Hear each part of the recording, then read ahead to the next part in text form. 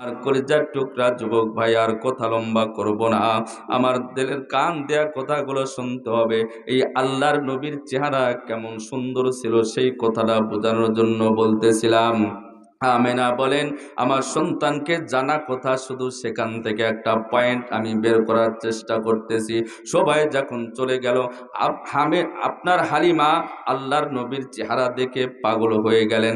ডাক দেয়া বললেন, এত সুন্দর সন্তান আমাদের গ্রামের মধ্যে দেখি না। সাথে সাথে আমেনা ডাক দেয়া বলে, হালিমা তুমি তো গ্রামে বাস করো, আমি একজন শহরের মহিলা। আমার দৃষ্টিতে আমার সন্তানের চাইতে সুন্দর সন্তান আমার নজরে আর পড়ে না।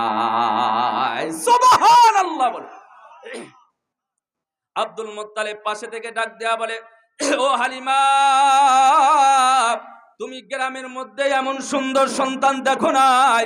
ও আমেনা, তুমি শহরের মধ্যে এমন সুন্দর সন্তান দেখো নাই। আমি আব্দুল মুত্তালিব খানা কাবার মুতাল্লিব বিভিন্ন রাষ্ট্রে গিয়েছি, আমার নজরে এত সুন্দর এমন সুন্দর সন্তান পড়ে নাই। সাথে সাথে জিবরাইল আমিন ডাক দিয়া বলে, আল্লাহু আকবার, আল্লাহু আকবার। জোরে জোরে জোরে বলেন আল্লাহু আকবার। জিবরাইল আমিন ডাক দেয়া বলে, হালিমা তুমি গ্রামের মধ্যে এমন সুন্দর সন্তান দেখো নাই। ও আমেনা, তুমি শহরের মধ্যে এমন সুন্দর সন্তান দেখো নাই। ও আব্দুল মুত্তালিব, তুমি কোন রাষ্ট্রে এমন সুন্দর সন্তান দেখো নাই।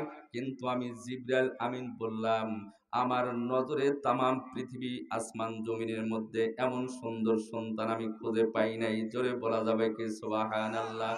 শায়েখ জুলফিকার আহমদ নকশবন্দি হাফিজাহুল্লাহ বলেন, ওই জায়গায় যদি আল্লাহ ডাক দেয়া মনে হয় বলেছিলেন, আমি হালিমা তুমি গ্রামের মধ্যে এমন সুন্দর সন্তান দেখো নাই। ও আমেনা, তুমি শহরে এমন সুন্দর সন্তান দেখো নাই। আব্দুল মুত্তালিব, তুমি কোন রাষ্ট্রে এমন সুন্দর সন্তান দেখো নাই। জিবরাইল, তুমি তামাম পৃথিবীর মধ্যে এরপরে আসমান জমিনে এমন সুন্দর সন্তান দেখো নাই। আর আমি আল্লাহ বলতেছি, আমি মালিক এমন সুন্দর সন্তান, এমন সুন্দর বান্দা আমি আল্লাহর কাউকে তৈয়ার করি নাই।